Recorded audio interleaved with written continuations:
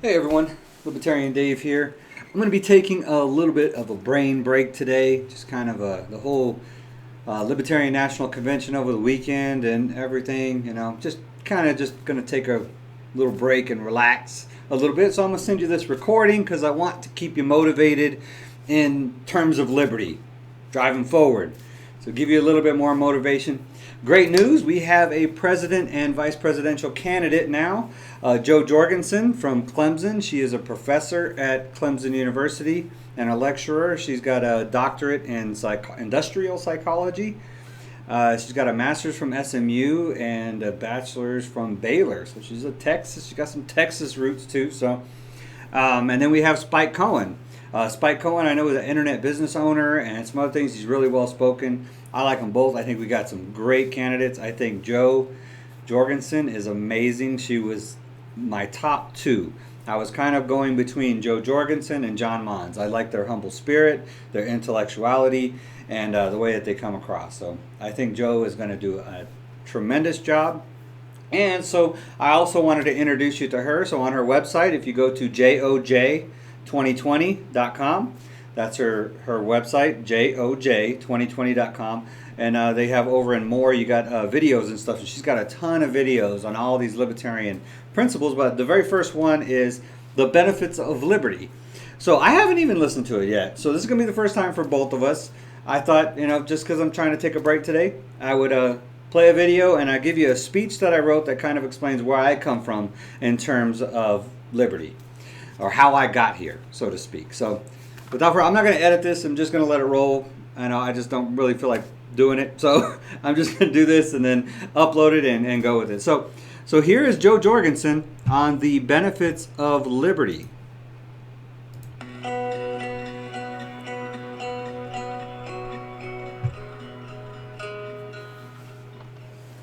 Hi, I'm Dr. Jo Jorgensen, Libertarian candidate for president. When I discovered I was a Libertarian in 1979, I was just so excited about freedom and liberty. I couldn't wait to share it with everybody. I was not, however, prepared for the response I got. What I heard was, oh, you're just selfish. Oh, you don't care about other people.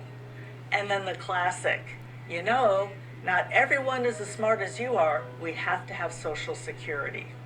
I had no idea what I was doing wrong until I later became a marketing rep for IBM and built my own $1 million company. I was selling the features, not the benefits. We libertarians are just so excited about liberty and freedom that we talk about that and forget about all the wonderful benefits that people get from liberty. Benefits that the voters want. For instance, better health care, higher quality education, cleaner streets, a cleaner environment, and we'd like to bring the troops home. I am tired of being in a party that's labeled as a bunch of angry white men who like to smoke pot. We have the most compassionate solutions out there. We just need to figure out how to explain it to people in a way that benefits them.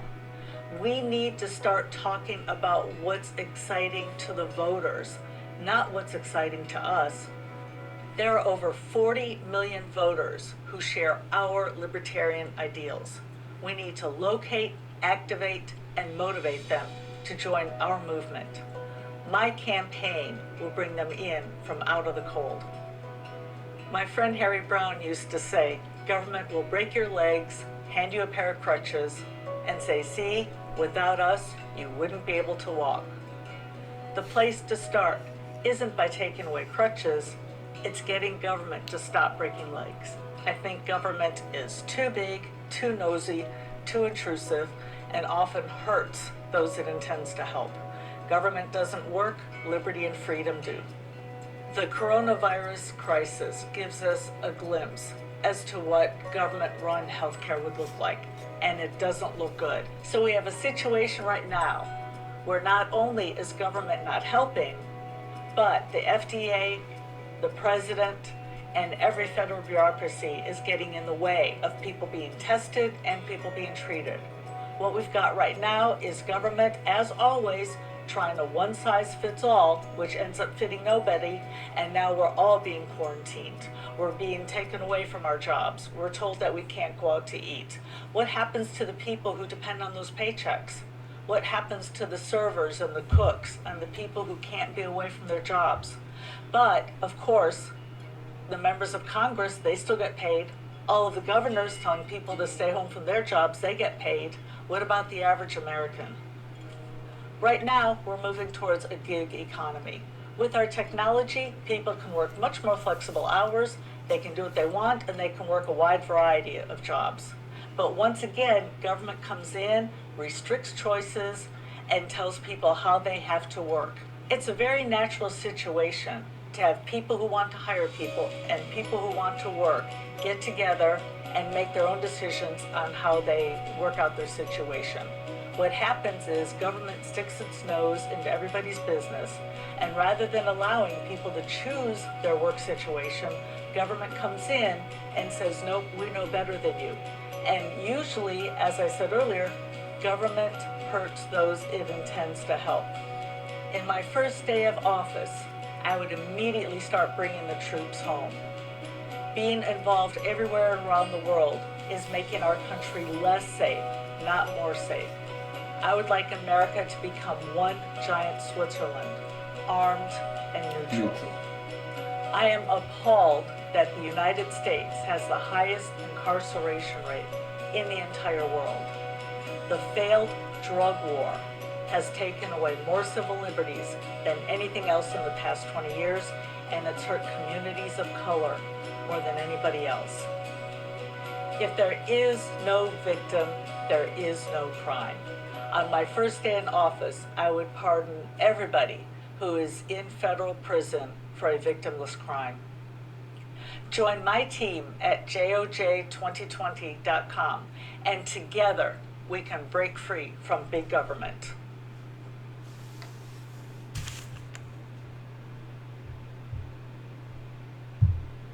I like it. You guys like it? So that is our presidential candidate.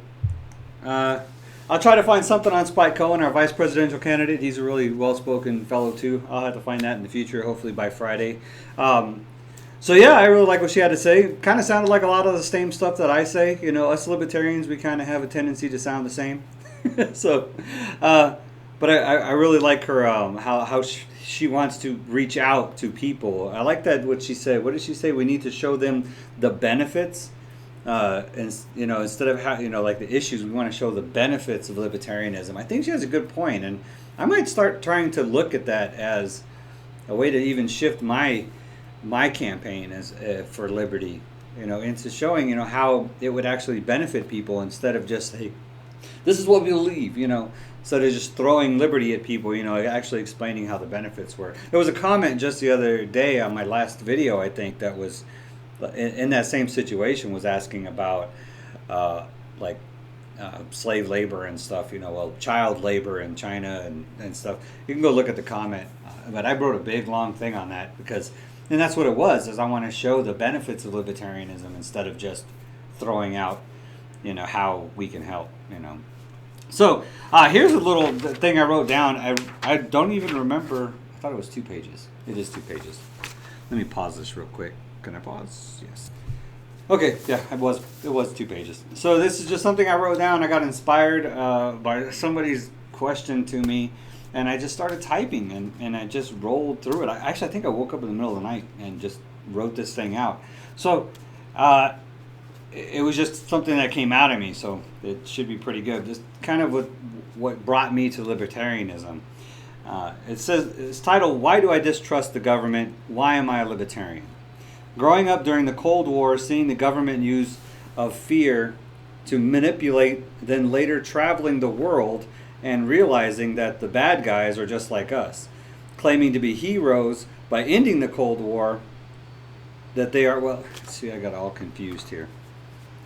Growing up during the Cold War and seeing the government use fear to manipulate us, and then I traveled the world and I realized that the bad guys that the government was telling us were the bad guys were just like us, And then the government claiming to be heroes by ending the Cold War that they were responsible for starting to begin with.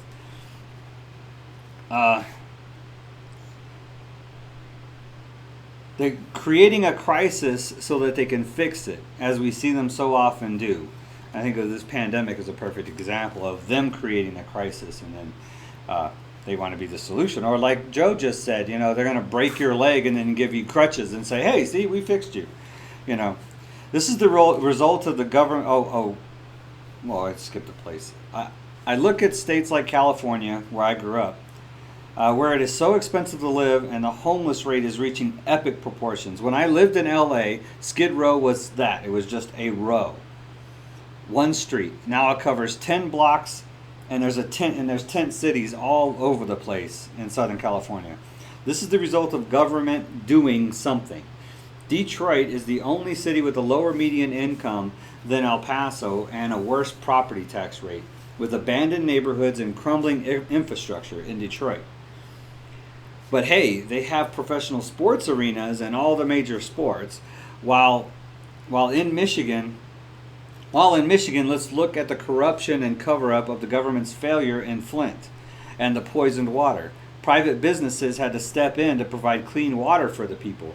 The same millionaires that the government continuously says that they will ask to give a little more. So they always say, we're just going to ask the top 2% to give a little more, in order to fund health care and stuff like that.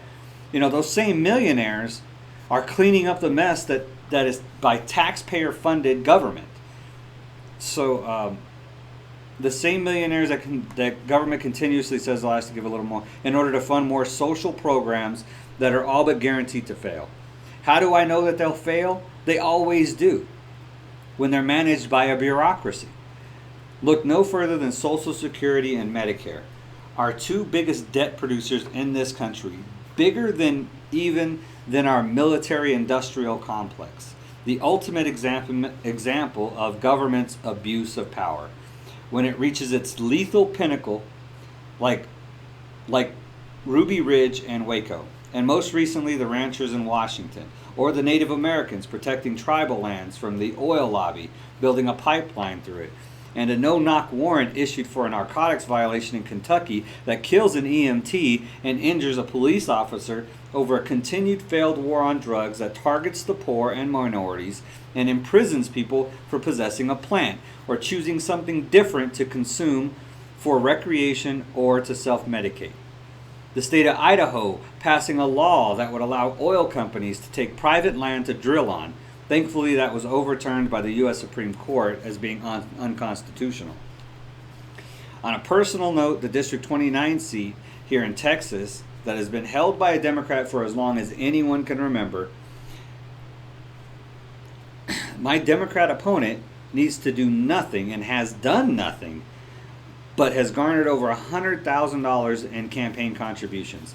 The number one contributor to his campaign is an individual that happens to be the CFO of an oil company responsible for the Eagle Shelf in southern Texas, which is an oil shelf in Texas. If it isn't to help him win, which is historically seems like a guarantee, although I will not concede and neither will the Republican candidate, then what is it? Loyalty once he gets into office? Will we see something similar to what Idaho tried to do, bringing it closer to home and our beloved bringing it closer to home in El Paso and our beloved arena project that they're trying to get funded in El Paso? First off, it's obvious that the only reason the bond in El Paso passed was because it had the words Children Museum in it. It had nothing about a basketball arena in it. And if anything, El Paso loves its kids. There was nothing to do with the sports arena. Even the beautiful Chihuahua Stadium can only fill its seats on 4th of July weekend when they're in the playoffs and they have a free fireworks show after the game. El Paso is not a sports town. UTEP football is empty, basketball is empty, our minor league baseball is still costing taxpayers money. Even if they don't pay for a seat and eat a $4 hot dog, the arena is still costing taxpayer money even if they don't buy a ticket. It's basically fun. It's subsidized by the city. So the arena, where was I? I lost my place. Sorry. If the arena would ever bring in a profit, a private company would not need, nor risk, nor ask the city to flip the bill for any of it. I see the only thing that is keeping El Paso afloat and not turning into California or Detroit is the border revenue and the federal government money from the border headquarters in Fort Bliss. It is already too expensive to rent a house here, or rent out a house here. I've looked into it. I have known people to sell property in California and buy houses in El Paso to rent out because the houses are cheaper here, but they can only afford to rent them out because they're paid off. In other words, they can sell their property in California, pay off a couple houses here, and they don't have to. All they have to do is flip the bill for the property taxes. But with as low as the median income is in El Paso, it's almost impossible to expect to be able to pay a mortgage, property tax, and maintenance on a rental property in El Paso. I could continue with my experience as a soldier for 25 years in the Army, traveling the world and witnessing the atrocities of what government power eventually leads to, and how I can see the beginnings of that here in my beloved country. Or the failed government schools, public schools system, or welfare systems that cost 2/3 more for the government to run than private industry.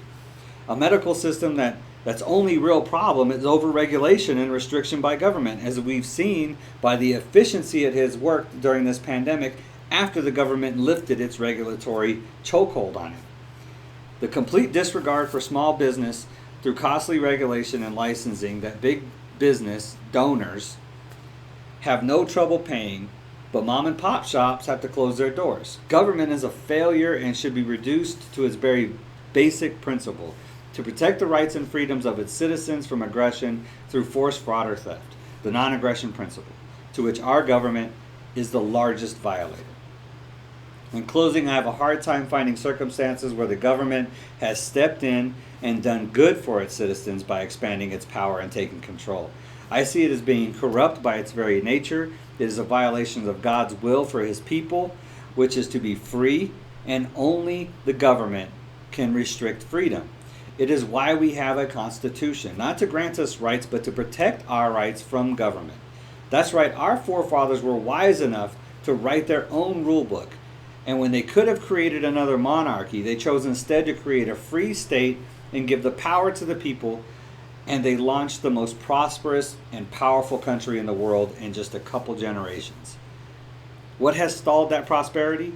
The eventual growth and destruction of those freedoms by the very government our founders tried to restrict. So no, I'll not be called a right-wing conservative or a left-wing liberal. I will not be called anything except the libertarian. You can call me the voice for a free people, for small government and liberty, or don't call me nothing at all. This was actually in reply to somebody who was saying I was a right-wing conservative. So I wanted to set them straight. So this is all I really got for this video. I want to upload it and get it to you before 4 o'clock. So thank you all for your time. Thank you all for your patience with me. I'll try to get into more about the convention and stuff on Friday, and have a much better show for you on Friday. I'll have an actual live stream for you Friday. I just need to take a break. I thank you all very much. I love you all. God bless you all. And I will see you on Friday. Thank you so much.